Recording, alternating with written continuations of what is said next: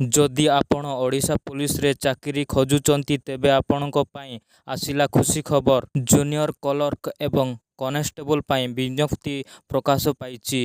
ମୋଟ 177 junior clerk ଏବଂ 1360 constable ପଦବୀ ପୂରଣ କରାଯିବ। ପ୍ରାର୍ଥୀମାନେ +2 କିମ୍ବା 10ମ ପାସ୍ କରିଥିଲେ ମଧ୍ୟ ଅନଲାଇନ୍ ମାଧ୍ୟମରେ ଆବେଦନ କରିପାରିବେ ବୋଲି ଖବର ମିଳିଛି। ପରବର୍ତ୍ତୀ ଖବର, ନୂଆ ସିମ୍ କାର୍ଡ ପାଇଁ ବଦଳିଲା ନିୟମ। ଏବେ କରିବାକୁ ପଡ଼ିବ ଏହି କାମ। ସେପଟେ ପୂର୍ବରୁ ଆପଣ କେବଳ ପରିଚୟପତ୍ର ଦେଇ ସିମ୍ କାର୍ଡ ପାଇପାରୁଥିଲେ, ମାତ୍ର ବର୍ତ୍ତମାନ ଇ-KYC କରିବାକୁ ପଡ଼ିବ। ଅର୍ଥାତ୍ ଉପଭୋକ୍ତାଙ୍କୁ ଏବେ ଉପସ୍ଥିତ ରହିବାକୁ ପଡ଼ିବ। ଆପଣ ଇ-KYC କଲେ ହିଁ ଆପଣଙ୍କୁ ସିମ୍ କାର୍ଡ ପ୍ରଦାନ କରାଯିବ। ଏନେଇ କେନ୍ଦ୍ର ସରକାରଙ୍କ ପକ୍ଷରୁ ନୂଆ ନିୟମ ଲାଗୁ କରାଯାଇଥିବାର ଖବର ମିଳିଛି।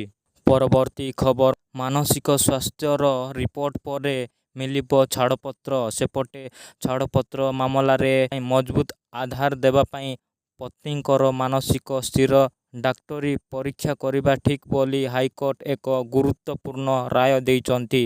ଅର୍ଥାତ୍ ଆଗାମୀ ଦିନମାନଙ୍କରେ ଯେଉଁ ସ୍ୱାମୀ ସ୍ତ୍ରୀଙ୍କ ଛାଡ଼ପତ୍ର ହେବ, ପ୍ରଥମେ ସ୍ତ୍ରୀଙ୍କର ମାନସିକ ସ୍ୱାସ୍ଥ୍ୟର ରିପୋର୍ଟ ଦାଖଲ କରିବାକୁ ପଡ଼ିବ ବୋଲି ଖବର ମିଳିଛି।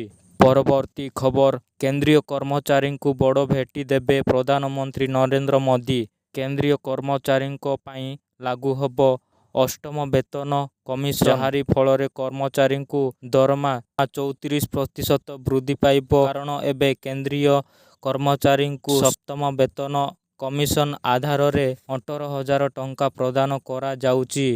8ମ ବେତନ କମିଶନ ଲାଗୁ ହେଲେ କେନ୍ଦ୍ରୀୟ କର୍ମଚାରୀଙ୍କୁ 26,000 ଟଙ୍କା ଦରମା ମିଳିବ। ଖୁବ୍ ଶୀଘ୍ର 8ମ ବେତନ ଲାଗୁ କରିବେ କେନ୍ଦ୍ରୀୟ ସରକାର ବୋଲି ସୂଚନା ଦେଇଥିବାର ଖବର ମିଳିଛି। ଧନ୍ୟବାଦ ଦର୍ଶକ ବନ୍ଧୁ।